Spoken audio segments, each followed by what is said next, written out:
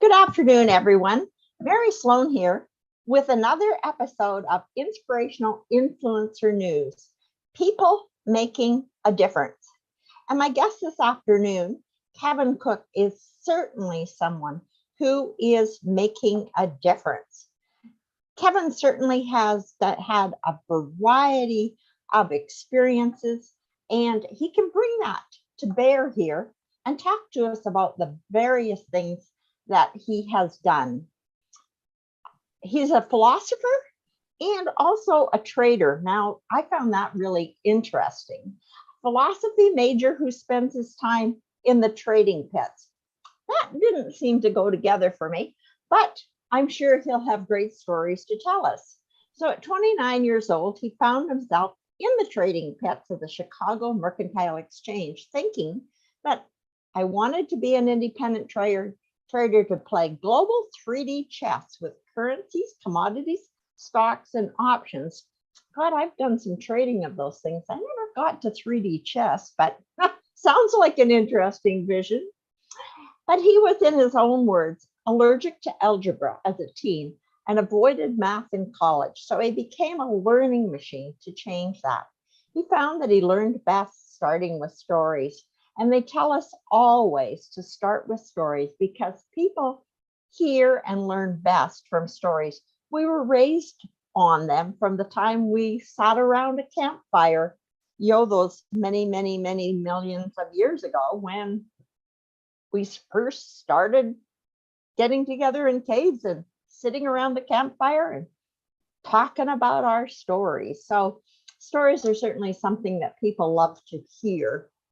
And so he found he could learn with the stories, and from there, he'd get interested enough that he'd dive right in and go on to get very deep into things. Now he is prepared to really take on the difficult challenge of helping families that have become divided by politics.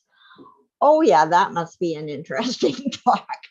In his 30s, while building a career in finance centered around the research of technology and biotechnology companies, his passionate hobbies was always reading all the books he could on evolution and the brain to better understand human behavior and belief systems.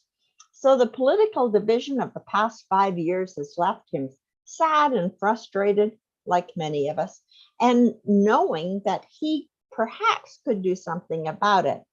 And it was due to his own experience, which he had with his own family, that gave him the thought, I should do something about this. So, Kevin, what is it that you really want our listeners to hear about what you found out?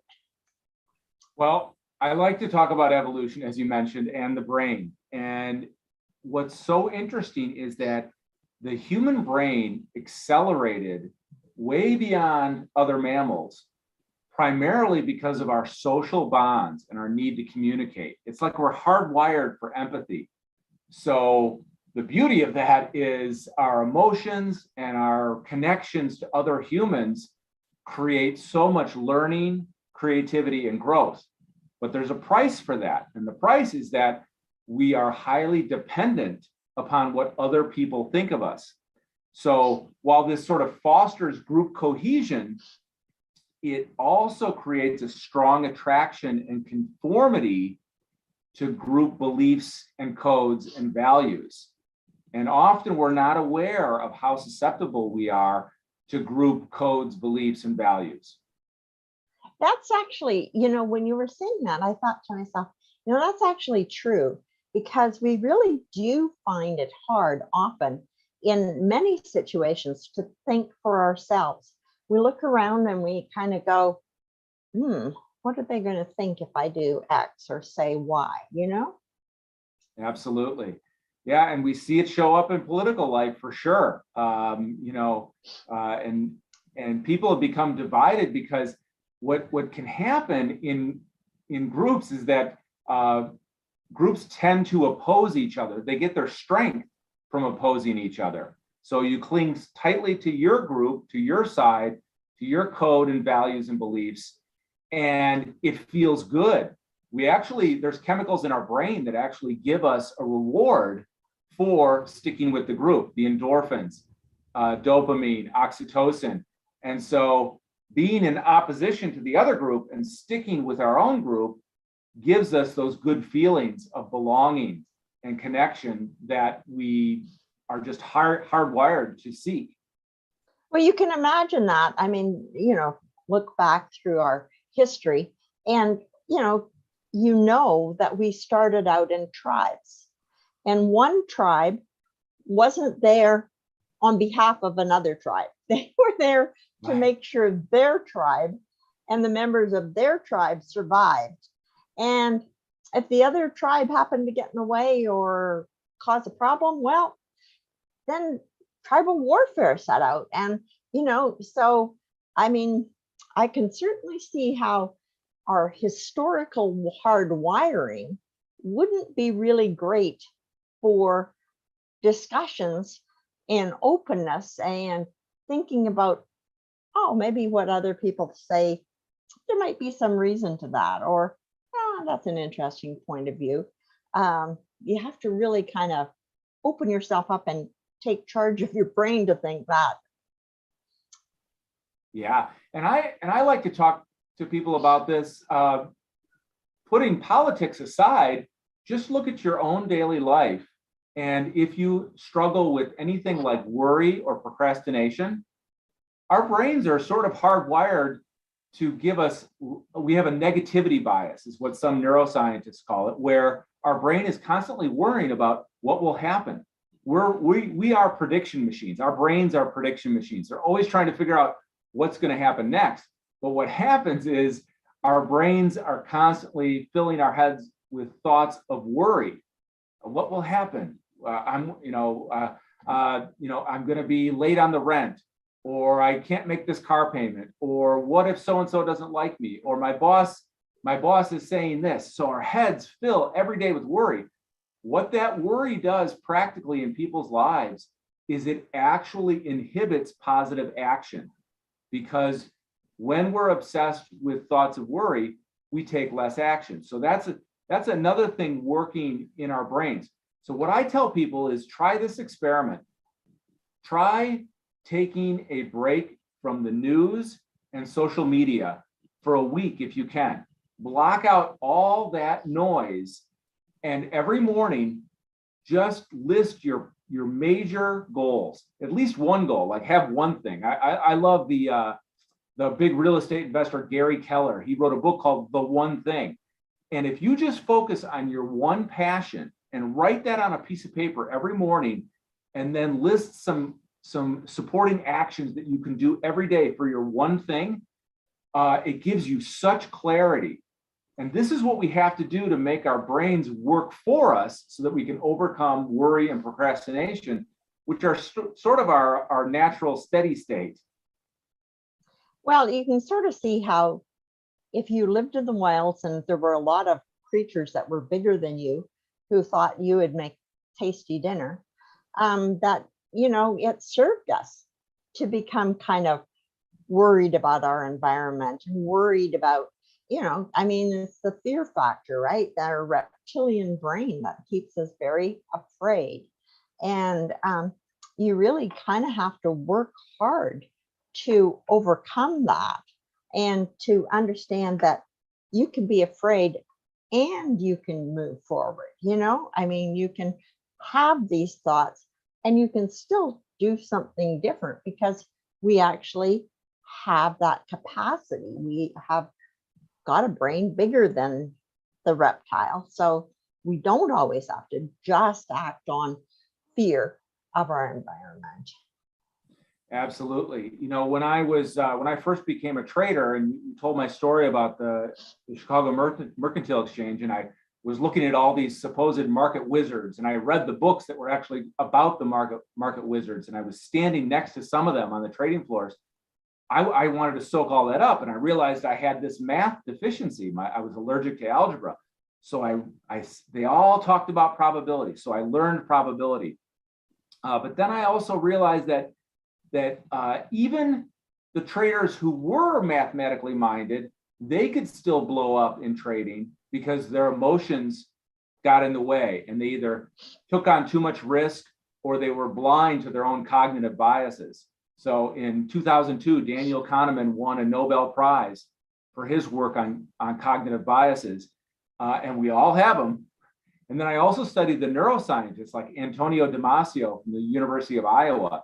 He actually had a test called the gambling test, where he determined through experiments both looking at decisions that people made, but also hooking up their brain and monitoring blood flow in the brain, that emotions are very connected to decisions. You cannot eliminate emotions from your decisions. Sometimes when you're making a mathematical choice, the areas of your brain that light up are often emotional. So it's all intimately tied. And I realized, boy, we are so much more complex than I realized. I came up with a word for it. I called it our multi-mind. That, you mentioned the reptilian brain. Well, there could be 3 major parts of our brain, but there could also be, in any given human, there could be a dozen competing forces sometimes. We think we are of one mind, but there's all kinds of things going on from our past voices, past experiences, even trauma, that affects our decision making in an emotional way. And what I wrote my first article on this in 2008 during the financial crisis, and I used a quote from Isaac Newton that sort of summed things up, because Isaac Newton had just lost a small fortune in the South Sea bubble of 1720. Okay. Wow. Einstein said, "I can calculate the motion of heavenly bodies, but not the madness of people." And that was his explanation for how did this happen? How did this bubble get created and I lost a small fortune? And that speaks to how irrational people can be, both with money and their values and their politics, and they run to extremes. I'll tell you one more story. When I graduated college, I was a philosophy major, as you mentioned, but I became a socialist, a radical socialist environmentalist, right? I believed that technology was destroying the planet, and I thought we should all go back to living in small farming communities, not only to save the planet, but also as the best way to raise children. So I really believed this in my heart, because I was a new stepdad at the time, and I thought, boy, television is just driving kids crazy. It gives them all, not only does it give them all these desires that they don't need, but it's constant stimulation for their brain. We complain about the smartphone these days, but television was sort of the first device of emptiness that just distracted our brains. And I thought, so I really believed we should get rid of technology. So you can see how my beliefs drove me into sort of a nightmare there, where I was standing against society and technology. And what snapped me out of that was I just kept studying, kept learning. My curiosity was still high. So I would go to the library and I would just get as many books on business and science and technology as I could, and psychology, and try and understand what it meant to be human. And one day I just had an epiphany that what it meant to be human was things like technology, because we were born to create and tinker and invent. And that's what it meant to be human. So me standing against technology was the most absurd belief I could have, because it was just what it meant to be human. So I realized I needed to co-create with that drive, that ingenious drive of humans to create, which was there from the beginning. Well, and we really are blessed amongst all the other animals, because we actually can totally create. Whereas for them, a lot of them are coded, and that's what they are going to do. They are going to dog forever, and that's not going to change. And depending on the type of dog they are, they'll point or they won't point, or they'll run really faster. And we actually have choice, which is interesting. But then it's kind of like, how do you make those choices? Because when you're trading on the, money, oh my God, I'm going to lose money. I can't lose my money. Well, that's like the surefire sign that you will lose money. Because when you can't do something, it's like the universe smiles and goes, oh, yes, watch me. And that's when the thing that couldn't possibly happen absolutely happens. And it's just interesting how the universe seems devised to wake us up to the amazing possibilities that we are when we actually don't get caught in our own way and don't get stuck with old thinking, oh, that was what I thought yesterday, but today's a new day. Yeah, and so much of what I'm working on now with helping families divided by politics came from my experiences with the markets and how we shoot ourselves in the foot. I mentioned that first article I published in 2008. There's a few ironies there. The article was called Mental Models of Financial Sabotage. And what I was trying to point out is how people make their money go away with investing and trading. And I didn't just talk about, I saw probability thinking as the antidote. So it wasn't just if you had a math deficiency that could get you in trouble. It was also your own ego, because people would lie to themselves. So who I used as a great example, I'm sure you've heard of this, are the rogue traders.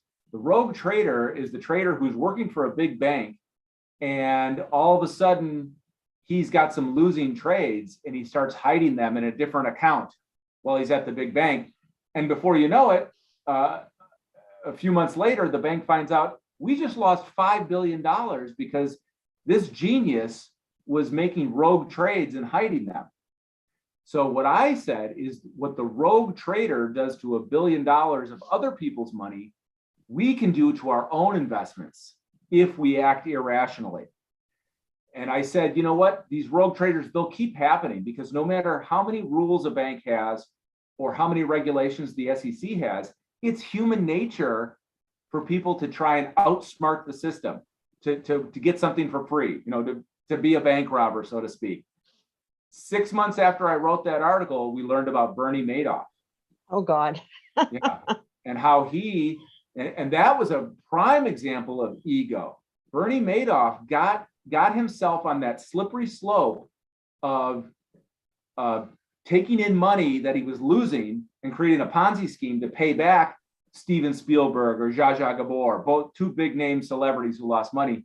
He got himself in there because he wasn't a good trader, and he knew it in his heart, but he couldn't admit it. So he created this fantasy where he was having these great returns because he didn't want to admit that he was a failure at it. So, and ironically, the magazine where I published that article doesn't even exist anymore. It was called SFO, which stood for Stocks, Futures, and Options. The reason it doesn't exist anymore is because a year after the financial crisis, we found out that the publisher, who ran a firm in Iowa called Peregrine Financial, PFG, that he was running his own Ponzi scheme. Oh, my God. He had taken $200 million out of the accounts of his customers and spent it on himself, and he didn't know how to replace it. So he just fudged the books. Oh, so wow. This is how ego and gets in the, not just greed, but also ego gets in the way of people making sound decisions about what's right. We can certainly see, given the fantasy world that we have with the cryptocurrencies that we've all invented, but I don't think anybody really understands totally what a cryptocurrency is.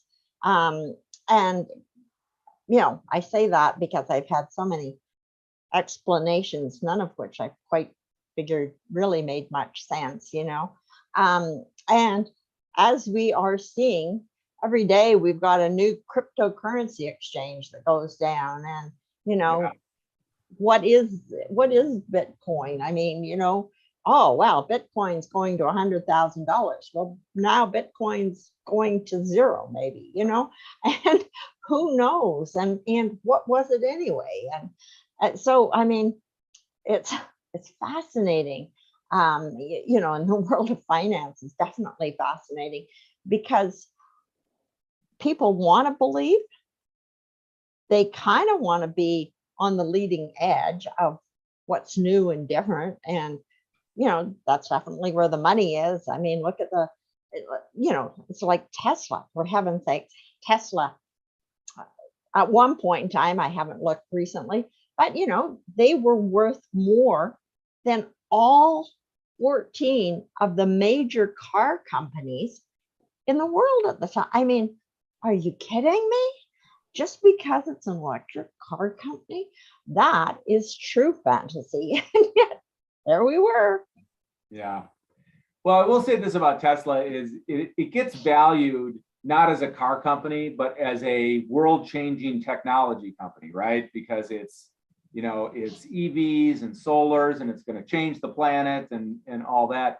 But there's also another element there where you have investors like Kathy Wood of ARK Invest, who think that the electric car combined with ride sharing, combined with autonomous vehicles, right? So that triple combination, electric, autonomous, and ride sharing, will combine into a business where people don't own cars, and that Tesla will own that business with 80% gross margins. So that's why investors like her just keep buying Tesla stock. So, but that's her belief. She's in trouble. So I've heard, serious trouble. But in any event, let's go back to people with arguments around politics, because that's something that has to be tearing some families apart, and that's really sad. Yeah, and I'll tell you, one of my strongest motivations was watching it happen in my own family, where there started to become some tension at holiday gatherings, and it made me sad that somebody could insist that, hey, we need to talk about what's on the news, and hey, why do you believe that? And I thought, boy, if we're going to have political discussions at every holiday gathering, that's a little bit intimidating for some people. Maybe some people don't want to talk about politics at a holiday gathering. And the sort of the insidious thing that always bothered me was when there was an implication that some people were more patriotic than others. In America, land of the free, and Canada as well, we value our freedom, we value our rights, and we know intuitively that not every country in the world has those rights. When I told you about my epiphany 30 years ago in 1992, when I became a capitalist, I was also studying the Constitution, and I really dove into the Constitution and studied the founders and realized that what the founders created with the US Constitution was something brilliant and unique that didn't exist anywhere else. And so whether or not you believe that rights are God-given, it took a constitution to get everybody to agree, hey, these are some basic human rights, and they're not guaranteed everywhere in the world. So the Constitution is an extremely valuable framework for the country and for discussions. But when people say, well, I love the Constitution more than you do, it creates a barrier right away, right? I mean, how can people talk? So I'll give you a real specific example. In my family, my mother is 87 years old, and she has very particular beliefs about her politics and her values. And we used to argue when she said, well, hey, I just saw this on the news. Why don't you believe this? And I would argue back with her. And then I realized, you know what? My mom's 87. I don't know how much longer she's going to be here, but I definitely want her to go out as peacefully as possible. So I decided I'm going to stop arguing with her. And I found a way to relate to my mom in a way that not only was I not arguing about politics, but she started to bring it up less. And I didn't need her to change. I was the one who changed, because I decided that I want to have a peaceful relationship, a loving relationship with my mother, especially since we just lost my dad about a little over a year ago, and she was alone. I thought, I I want this to be as peaceful and loving as possible. So I'm going to change it. I'm going to bend, and I'm not going to argue with her no matter what she wants to talk about. And then she found less reason to even bring it up. So now we just talk about just stuff that we both love and enjoy. And you know, that's so good. And I mean, we could bring it into so many aspects of our lives, because it's when you get defensive, you know, the minute you're defensive, you're not open anymore, because now you're trying to defend your position. And, you know, it's not necessary for other people to believe our position. And it doesn't mean they don't like us, or it doesn't mean anything about their feelings towards us. They have a different idea. I mean, you know, for heaven's sakes, maybe people don't like my yellow background. That's possible. People might hate yellow, you know, but they don't have to hate or like yellow to say, oh, I think Mary could, or she has interesting guests, or whatever. And, you know, some of these arguments are about as silly as, I don't think that yellow is a very nice color. And we don't realize that it's about that silly, you know? For sure. And, you know, I just love to talk about these things because beliefs drive behavior. And if people can just recognize that, they'll have more understanding for each other. Like here's one rule I learned a long time ago. When somebody else is talking and they say something that they sound like they really believe, and it may cause a reaction in you, just for a second, assume that what they're saying is true. And then ask yourself, what could it be true of? Like what in their experience makes that true? So, and it all of a sudden helps you relax. It's like, I don't need to judge them.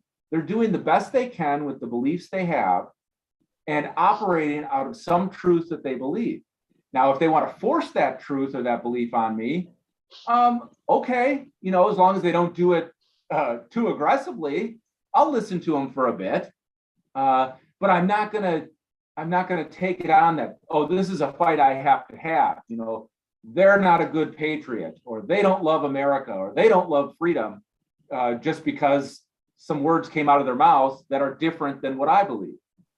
Well, I did a course a long time ago on communication, and it was all about listening and asking questions without getting caught up in your beliefs about what they were saying.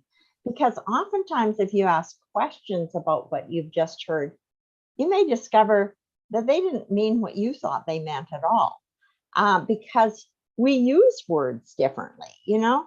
I mean, and people don't always use the same words to mean the same thing.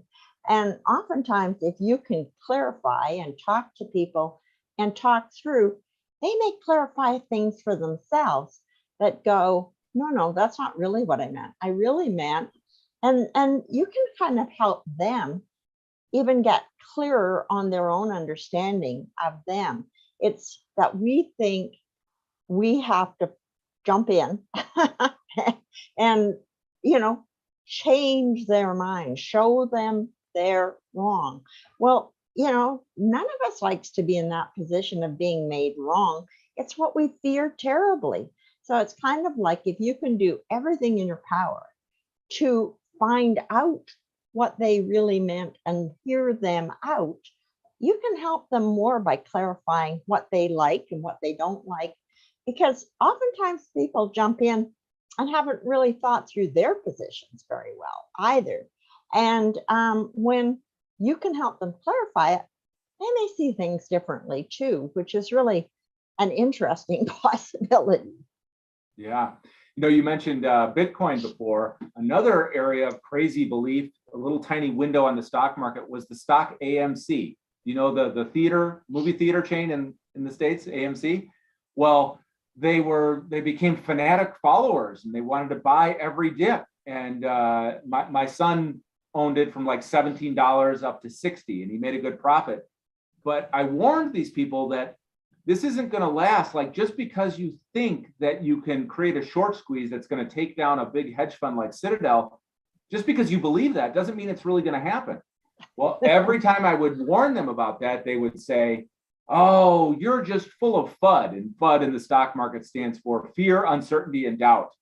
And I said, yeah, you can say that, but I'm just trying to help you see that the stock market is not full of conspiracy theories, that it's your job to unwind. And only if you, just because you have money on, is what I wanted to help people not bet their life savings on one idea that might just be a belief. Yeah, the tulip mania goes on forever. Anyway, we have had such a wonderful time here that our time has gone. Oh, we're done already? Yeah, I mean, I'm like, oh no, my gosh. So how can people get hold of you? And I think we decided that we were going to put a link into the descriptions, didn't we? Yes. My website is cavernusedu.com. And Cavernous, that's yeah. cavernous as the cave. Yep. C-A-V. No, with it, like the cave, C-A-V-E, cavernous. Yeah. Cavernous. Just like the cave. So cavernusedu.com. My company is called Cavernous Educational Innovations. And that's a theme from a long time ago, 30 years ago. I told you when I had my epiphany about coming out of Plato's cave, out of the darkness of the shadows and the illusions. But also CAVE stands for commitment, action, vision, excellence. And it was a wake-up call for me to, get out of socialism, become a capitalist, and learn to create with the world. So that's cavernous, edu for education.com. Yeah. And Yes. we'll put a link in. But really, if you want to talk more to Kevin about how he can perhaps help you, help your family who may be struggling with some belief issues that people want to fight about, instead of just accepting that somebody has a belief, they have it for now, and it's okay. They can be like that for a while, and you don't have to change them. You don't have to fix them, and let them see. Yeah, you have a different point of view. It's okay.